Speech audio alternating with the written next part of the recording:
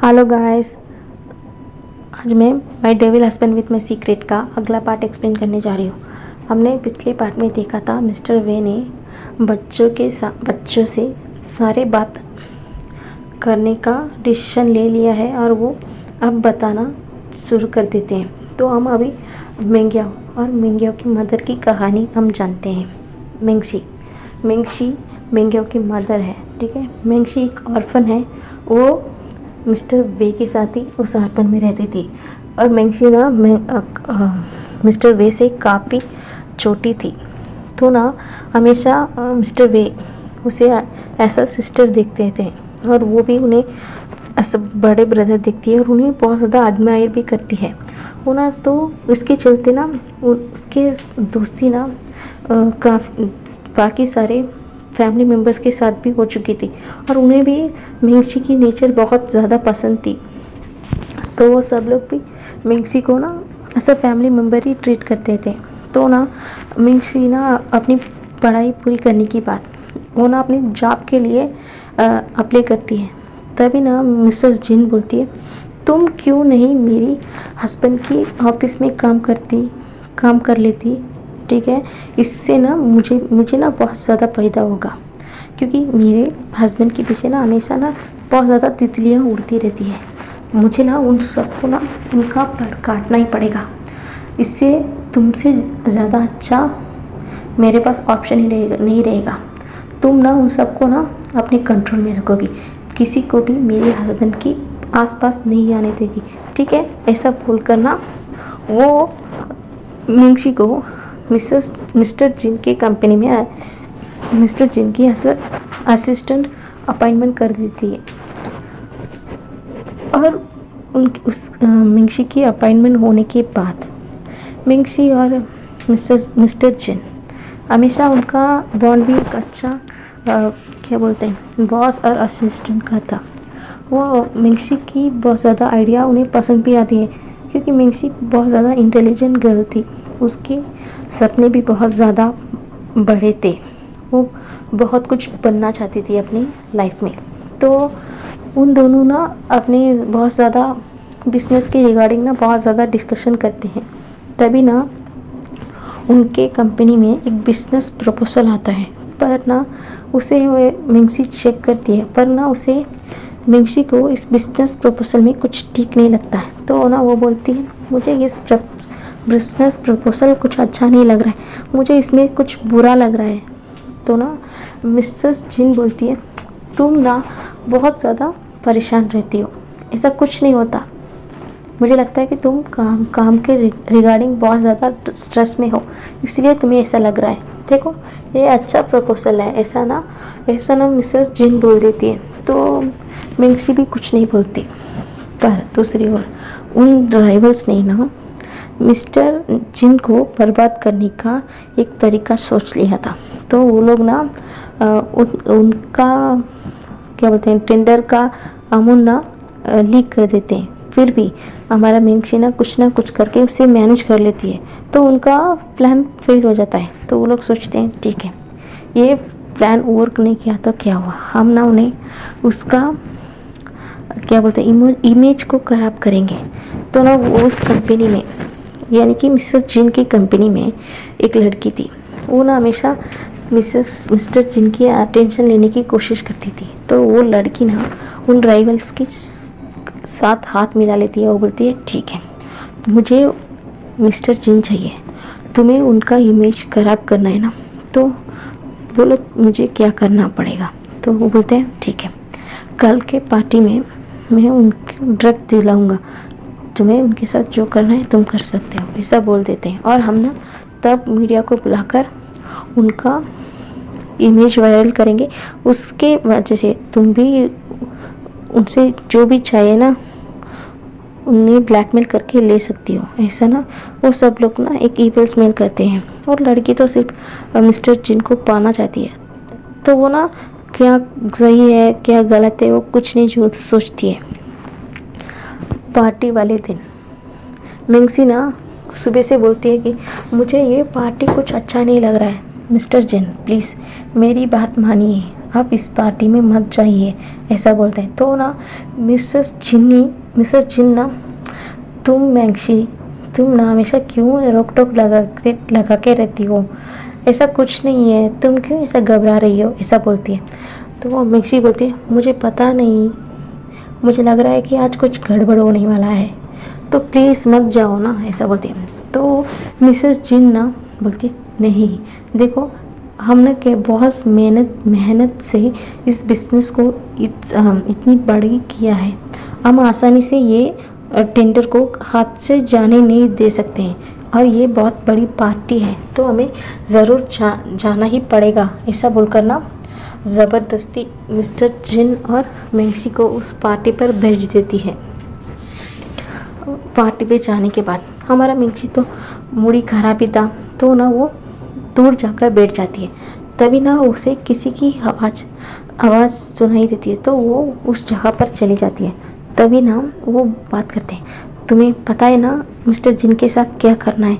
ये बात उसके कान में जैसे ही पड़ती है ना, तो वो क्या करती है, चुपके से अपनी मोबाइल की कैमरा ऑन कर देती है, और वो ना उन सब की बातों को रिकॉर्ड करना शुरू कर देती है। वो लोग बोलते हैं, हमें पता है कि आज हमें ना मिस्टर जिन के ड्रिंक पर हमें कुछ ड्रग्स मिला के देना है, और तुम्हें पता है ना तुम्हें क्या करना है। तो लड़की बोलती है, हाँ मुझे मिस्टर जिन चाहिए, कुछ भी करके, और बाकी सारे काम मुझ पर छोड़ दो। तो वो इंसान बोलता है, हाँ उसके बाद हम मीडिया को बुला के उनके नाम को ख़राब कर देंगे, ऐसा बोलते। जिस तरह उनके फादर्स और उनके दोस्तों को मारा था, और ऐसा ही ना अब इसे भी हम मारेंगे, पहले हम इसके नाम को डैमेज करेंगे, उसके बाद हम इसे भी मारेंगे, ऐसा बोलते हैं। तो ना ये सब कुछ सुनने के बाद तो हमारा मैक्सी तो बहुत ज़्यादा डर जाती है। तो वो ना तुरंत अपने मोबाइल को ऑफ करके मिसेस जिन को बोलती है, मैंने तुमसे कहा था आज पार्टी पर मत भेजो, तुमने मेरी बात सुनी ही नहीं, अब पता है यहाँ पर क्या हो रहा है, ऐसा बोलकर ना मैक्सी सारी बात मिसेस जिन को बता देती है। मिसेस जिन जैसे ही ये सारी बातें सुनती है ना, वो भी डर जाती है।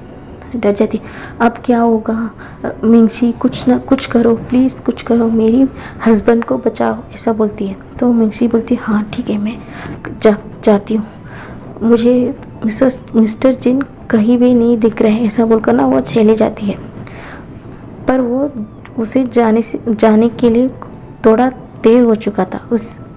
उसी वक्त ना वो जो लड़की थी ना, वो उसे ड्रग्स पिला चुकी थी मिस्टर जिन को, और ना वो लड़की उसे ना खींचते हुए एक कमरे पे लेके जाती, पर ना मिस्टर जिन खुद को जैसे तैसे करके ना उस लड़की से छुड़ा कर ना एक कमरे की ओर चला जाते हैं, और वो खुद को उस कमरे में लॉक कर देते हैं। और ना वो मैक्सी को फ़ोन करते हैं, मैक्सी यहाँ पर आओ, मुझे लग रहा है कि मुझे कुछ हो रहा है, ऐसा करके ना मैक्सी को फ़ोन करते हैं। तो मैक्सी भी, जी सर मैं अभी आ रही हूँ, ऐसा बोलकर मैक्सी भी उस कमरे की ओर चला जाती है। पर जैसे ही वो दरवाज़ा खोलकर सामने मिस्टर जिन को देखती है, वो डर जाती है, क्योंकि मिस्टर जिन तो पूरे पसीने खड़े हुए थे, और उन्हें कुछ समझ में नहीं आ रहा कि वो ऐसा क्यों खड़े हैं करके। जैसे ही वो उस कमरे में पहुंचती है ना, मिस्टर जिन उसे खींचकर अपने कमरे के अंदर लेते हैं, और वो दरवाज़ा बंद कर लेते हैं।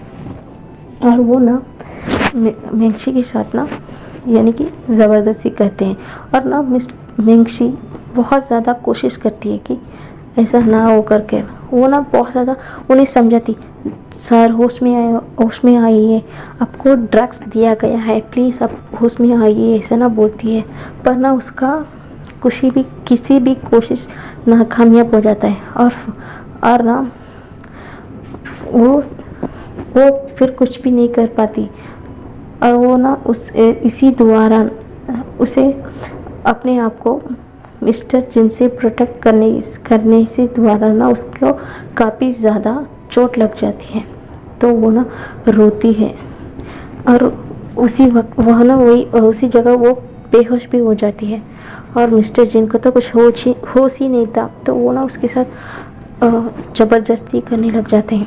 तो मिस्टर जिन, दूसरी तरफ मिस्टर जिन अपने फैमिली मेम्बर्स को ये सब कुछ बताकर उस होटल की ओर आ जाती है और वही पहले आती है, बाकी सारे फैमिली मेम्बर्स बाद में आते हैं। तो ना वो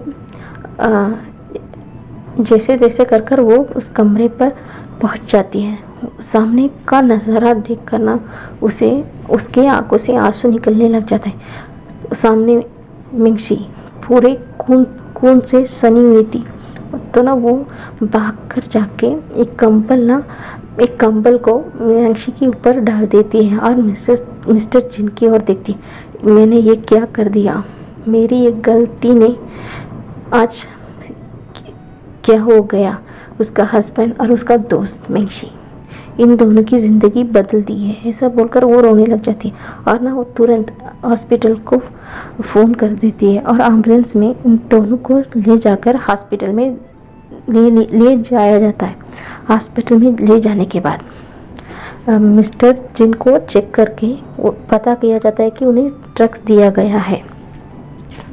और ना वो क्या बोलता है, मिस्टर जिन ना क्या करती है, पुलिस को इन्फॉर्म कर देती है।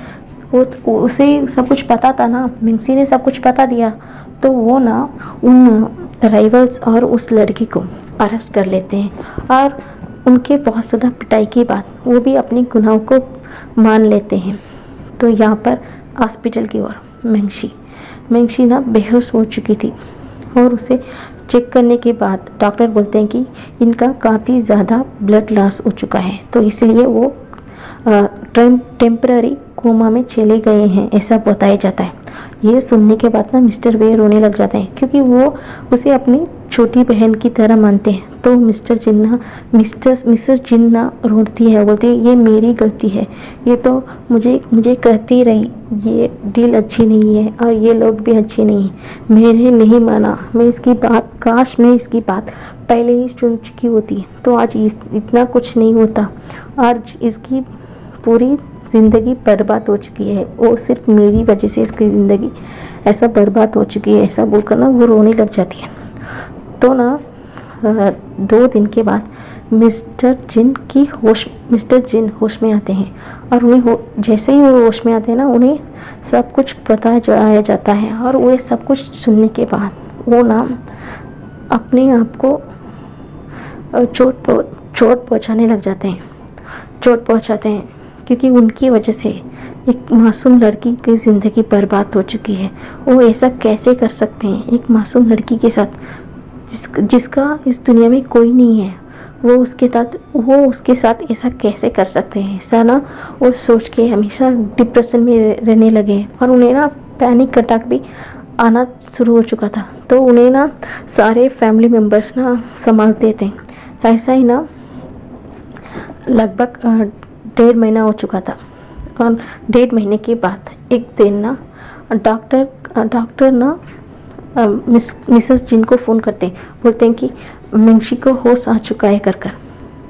तो ना सारे फैमिली मेम्बर्स ना हॉस्पिटल चला जाते हैं।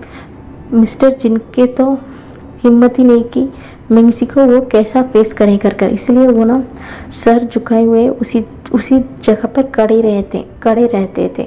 तो डॉक्टर आते हैं, बोलते हैं कि मिंगशी होश में आ चुकी है और उसको सब कुछ याद आ चुका है। और एक बात, मिंगशी प्रेग्नेंट है, ऐसा बोलते हैं। तो ना वहाँ पर ना पिन ड्रॉप साइलेंट हो जाता है और मिस्टर जिन वो तो उसी जगह पर ना फ्रीज होकर बैठ जाते हैं नीचे फ्लोर पर। और मिसेस जिन्ना बोलती ठीक है, वो ठीक है ना, ऐसा बोलकर ना कमरे में अंदर भाग के जाती है और बोलती है मिंगशी को हक करती, सॉरी मिंगशी, सॉरी, मुझे माफ़ कर देना, मेरी वजह से आज ये सब कुछ हुआ। काश मैं आज उस दिन तुम्हारी बात सुन लेती तो ये सब कुछ नहीं होता। तभी ना मिंगशी बोलती है नहीं, जो कुछ भी होना था अब हो चुका है, इसमें तुम्हारी कोई गलती नहीं है, ना मेरी ना मिस्टर जिन की। जो भी होगा अब देखा जाएगा। ठीक है, अभी मैं यहाँ से जा रही हूँ, ऐसा बोलकर ना वो जा रही होती है। तभी ना मिसेस जिन रुकती है, तुम कहीं नहीं जाओगी मिंगशी, अब तुम प्रेग्नेंट हो। ये बात सुनने के बाद तो मिंगशी स्टिफ होके खड़ी रह जाती है। हाँ मिंगशी, अब तुम प्रेग्नेंट हो, वो भी मेरे हस्बैंड के बच्चे से। मैं तुम्हें कहीं नहीं जाने दूँगी, मैं तुम्हारा ख्याल रखूँगी, तुम अब से मेरी घर में रहोगी। ठीक है, इसमें तुम्हारी कोई गलती नहीं थी, इसमें सारी गलती मेरी है। तुम हमारे साथ ही रहोगी। ऐसा ना उसे जिद कर अपने घर के लिए ले जा रही होती है। तो ना मिंगशी बोलती है, नहीं, मैं तुम्हारे घर को बर्बाद नहीं कर सकता, तुम उसकी वाइफ हो लीगल, मैं कुछ नहीं। ये सिर्फ एक गलती थी और इसमें ना उनकी गलती थी ना मेरी। ये सब कुछ उस आदमी की वजह से और उस लड़की की वजह से हुआ है। और एक बात, ऐसा बोलकर ना वो उस वीडियो क्लिप को दिखाती है, इन लोगों ने ही उनकी पेरेंट्स को मारा है। ये भी उस वीडियो में था। ये सब कुछ देखने के बाद तो सारे मास्टर चैरन और चिंगन जुन तो बहुत ज़्यादा गुस्से में आ जाते हैं। तो इन सब के पीछे इन लोग ही आते हैं, तो मैं आप इन लोगों को नहीं छोड़ूंगा, ऐसा बोलते हैं। तो चिंगन जुन ना मिंगशी के पास आते हैं, उसके सर को सिलाते हुए बोलते हैं, तुम्हें ये कैसा पता चला बेटा, ऐसा बोलते हैं। तो ना वो बोलती है कि मैंने उनकी बातें को सुना था और मैंने एविडेंस के तौर पर उन सब की बातों को रिकॉर्ड कर लिया, ऐसा बोलते हैं। तो ना उसके सर को सहलाते हुए बोलते हैं, तुमने बहुत अच्छा काम किया है बेटा, तुम हमारे साथ ही हमारे घर के लिए चले आओ ना, ऐसा बोलते हैं। तो मिंगशी बोलती है, नहीं, मैं अपनी जिम्मेदारी खुद लूँगी, और रही बात इस बच्चे की, इसको भी मैं अच्छे से ख्याल रखूँगी, बस मुझे मेरी हाल में छोड़ दीजिए, ऐसा बोलकर ना वो चले जाती है। मिस्टर जिन को तो कुछ समझ में नहीं आता कि वो क्या बोले मिंगशी से। वही तो उसका गुनहगार है ना, तो वो कुछ भी नहीं बोलते, वो सिर्फ चुपचाप आंखों को नीचे झुकाए हुए आंसू बहा रहे होते हैं। ठीक है, तो ना फैमिली मेम्बर्स भी कुछ नहीं कर पाते, मिंगशी को वो जैसा चाहती है वैसे छोड़ देते हैं। ये सब कुछ ना सारे बच्चे सुन रहे होते हैं। ये सब कुछ सुनने के बाद अब उन सारे बच्चे को ना अपने मन में एक गिल्ट होता है, क्यों उन्होंने मेंगिया को आज इतना डांटा, क्योंकि इसमें तो उसका कोई गलती नहीं है और उसकी मदर की भी कोई गलती नहीं है। अगर किसी की गलती है तो वो उस लेडी की थी और उस इंसान की थी। तभी ना मास्टर भी आके बोलते हैं, हाँ, जो लड़की थी ना वो एक पुअर फैमिली से बिलोंग करती थी, फिर भी वो आपके फादर्स यानी आपके फादर और आपके अंकल यानी कि मिस्टर जिन के ऊपर गंदी नीयत रखती है और उसी ने ऐसा किया। और मिंगशी भी एक ऑर्फन है, अनफॉर्चुनेटली वो एक मेरी बहन जैसी है और मैं भी उसे ऐसा मेरा छोटी बहन ही मानता हूँ और उसके पास भी कुछ नहीं है। बेटा, एक बात अपनी कान खोल कर सुन लो, ये इस दुनिया पर क्या बोलते हैं, पुअर लोग ही अच्छे होते हैं या अमीर लोग ना अच्छे होते हैं, ऐसा कुछ नहीं होता है। सब कुछ ना उनके नियत पर होती है। मिंगशी कुछ ना उनके बावजूद उसने अच्छे रास्ते को चुना, पर वो लड़की पुअर थी, फिर भी उसके पास कुछ था, फिर भी उसने गलत रास्ते को अपनाया, इसलिए उसे सज़ा मिला। तो ना अब तुम्हें समझ में आया कि हम क्यों बोलते हैं तुम लोगों से, तुम्हारी इस सोच को बदलो कर। मैं जानता हूँ कि ये इंसिडेंट तुम लोगों के मन में बहुत ज़्यादा सोच को बदल दिया है, पर पूरे बात बिना जाने किसी नतीजे पर नहीं आना चाहिए। तुम समझ में आया? पुअर लोग हो या बहुत बड़ी अमीरी घर के बच्चे हो, उनसे ना बात करके देखो, वो लोग अच्छे हो तो उनसे दोस्ती करो ना। तुम्हें अच्छा नहीं लगा तो तुम्हें दोस्ती करने की कोई ज़रूरत नहीं है, ठीक है, ऐसा बोलते हैं। और सारे बच्चे ना सर को हिलाते हुए उनके मिस्टर वे की बातें सुन रहे होते हैं। और जिन जशवन ना सिर्फ अपने मदर फादर की ओर देख रहे होते हैं, और मियाँ मियान और कुंसू भी अपने फादर और मदर मिस्टर जिन और मिसेस जिन की ओर देख रहे होते हैं। तो ना तभी मिस्टर विक को ना कुछ याद आ जाता है। तो वो बोलते हैं, देखो बच्चों, तुम यहीं पर बैठ जाओ, मुझे ना मैंगी और बींग को कुछ खाना खिलाना है, तो मैं अभी आ जाता हूँ। ऐसा बोलकर ना वो कमरे की ओर चला जाते हैं।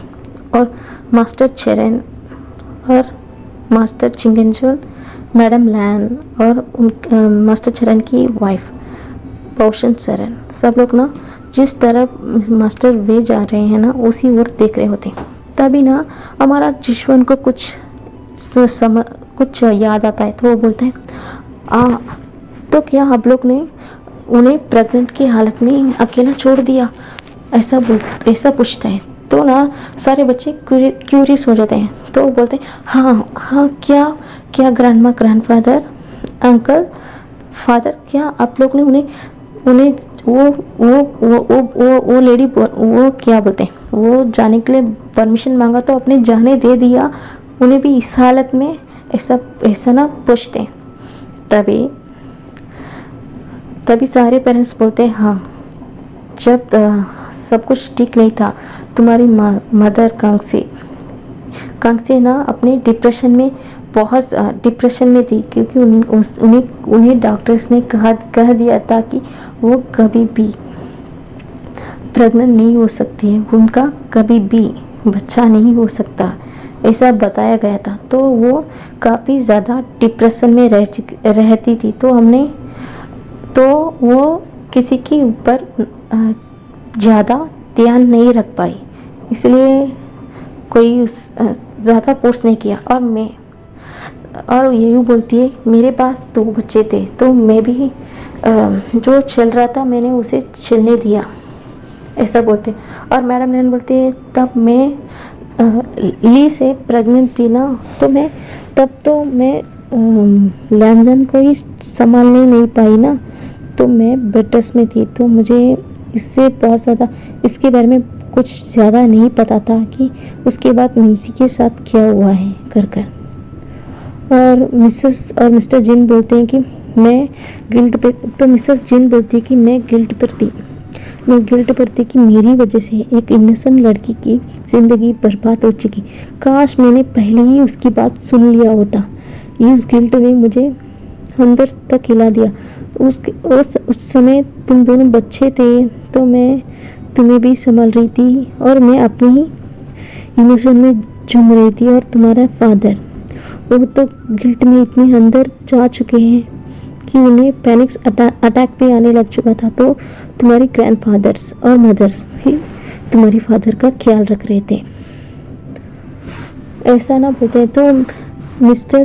तो मिसेस वेन और मिसेस निये बोलते हैं कि इतने सादा इश्यू के चलते इन सब लोग ना अपनी ज़िंदगी में बहुत ज़्यादा उलझन में फंसे हुए थे। तो हम तीनों, यानी कि जेन फेनमियान और निये और वेन, हम सब लोग ना बिजनेस को संभालने में व्यक्त हो चुके थे, क्योंकि कांगसे की हालत ठीक नहीं थी। तो ऐसा ना सब लोग ना कुछ बहाना ही मारते हैं। तभी ना जिश्वन को बहुत ज़्यादा दुख लग जाता है। वो बोलता है कि उनके साथ इतना बुरा हुआ, पर आप लोग कैसा उन्हें अकेला छोड़ दिया, ऐसा ना वो बोलता है। वो पूछता है उनके फैमिली के देखकर। तो ना उनके ग्रैंडफादर और मदर बोलते हैं, तुम्हें क्या लगता है हमने उसे अकेला छोड़ा होगा क्या नहीं, तुम्हें क्या लगता है? तो ना जिश्वन बोलता है, मुझे कैसा पता आप लोग उन्हें अकेला छोड़ा है कि नहीं, पर आप लोग अभी तो कहा ना कि आप लोग ने अपनी ज़िंदगी में बहुत ज़्यादा मसरूफ़ थे, तो उनका ध्यान साधा आपके ऊपर नहीं आया कर। तो मास्टर चेरन हंसते हैं और बोलते हैं, हाँ, हम लोग ने मिंगसी का ख्याल नहीं रखा, पर कोई था जो मिंगसी का ख्याल रखा, ऐसा ना बोलते हैं। तो जशवंत बोलता है कौन आंटी मिंगशी का ख्याल रखा है, ऐसा ना वो पूछता है। तो शरण बोलते हैं कि तुम्हारा अंकल वे।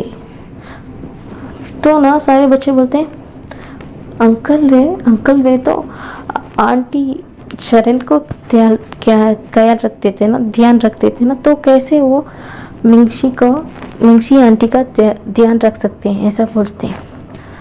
हाँ, तो ना शरण बोलते हैं हाँ मैं इस तो मौसम शरण बोलती है हाँ, मिंगशी जैसे ही जा रही थी ना, तो मुझे उसकी स्थिति का अनुमान लग चुका था। मुझे पता चल चुका था कि आज मिंगशी अंदर से टूट चुकी थी, और वो मुझे ना एक डर था कि वो अपने साथ कुछ कर ना ले, इसलिए मैं उसके पीछे पीछे हम सब लोग जा रहे थे। तुम्हारे ग्रैंडफादर्स और हम दोनों, तुम्हारी ग्रैंडमदर्स, हम दोनों ना मिंगशी को पीछा करके जा रहे थे। और मिंगशी एक ब्रिज में खड़ा होकर वो अपनी जान देना चाह रही थी, पर ना हम हमारे पहुंचने से पहले ही तुम्हारे अंकल वे पहुंचकर उसे बचा लिया था, और उसे ले जाकर तुम्हें पता है ना, तुम्हारे अंकल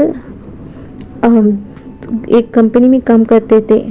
उन्हें अपना सेल्फ रिस्पेक्ट बहुत ज़्यादा प्यारा था। वो कभी भी तुम्हारी आंटी यानी कि कांगसे की कंपनी या हमारी बिजनेस रिगार्डिंग कुछ किसी भी काम में वो कभी भी इन्वॉल्व नहीं होते, तुम्हें पता है ना बच्चों। तो ना सारे बच्चे बोलते हाँ, तो बोलते हाँ, तब ना तुम्हारे अंकल जिस कंपनी में काम करते थे वहाँ उसकी ओनर ने तुम्हारे फादर को एक मेंशन दिया था, ऐसा उनका एम्प्लॉय करके उन्हें एक मेंशन दिया था। तो वो मिस्टर वे ने, तुम्हारे अंकल ने मिंगशी को ले जाकर उस मैंशन में शिफ्ट किया था, और उसका सारा ध्यान, उसका सारा खर्चा तुम्हारी अंकल ने उठाते थे।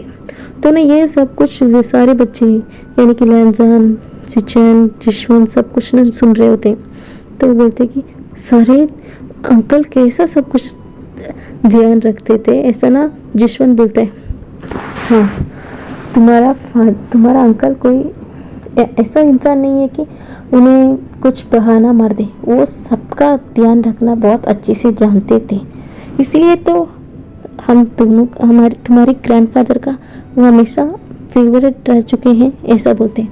तो जशवंत बोलते हैं तो आगे क्या हुआ, ऐसा पूछता है। तो ग्रैनी बोलती है, उनकी ग्रैंडमदर बोलती है हाँ, तुम्हारा अंकल वे ना डबल शिफ्ट करते थे, उसमें एक शिफ्ट वो अपने और कांगसे के लिए रखते थे, और एक शिफ्ट पूरा कमाई वो मिंगशी को देते हैं। मिंगशी के लिए एक नैनी अपॉइंट किया, उसका ख्याल रखा, उसका हमेशा ध्यान रखा।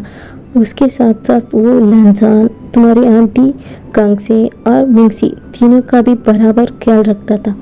मैं ना हमेशा से कोशिश करती थी कि काश एक दिन वे आकर हमसे कहें फादर मदर मैं थक चुका हूँ, पर वो कभी भी हमारे सामने आकर ये बात एक्सेप्ट ही नहीं किया कि वो थक चुका है। फिर भी वो कितनी भी टायर्ड हो, फिर भी उन तीनों की जिम्मेदारी उसने बखूबी निभाया था। मिंगशी को उसने डिप्रेशन में बाहर निकाला, और मिंगशी को एक बेटा हुआ मिंग्या, और वो हूबहू तुम्हारी फादर की तरह था, पर ना फिर भी उसका सारा खर्चा, उस बच्चे के खर्चा, उसकी खर्चा सब कुछ तुम्हारे अंकल ने ध्यान रखा। उसका अब तक तुम्हें लगता है जब अब तक यानी कि अब अभी भी जो तुम्हारा मिंग्या पढ़ रहा है उस स्कूल का सारा खर्चा अभी तक सिर्फ मिस्टर तुम्हारे अंकल वे ही देख रहे हैं, ऐसा बोलते हैं।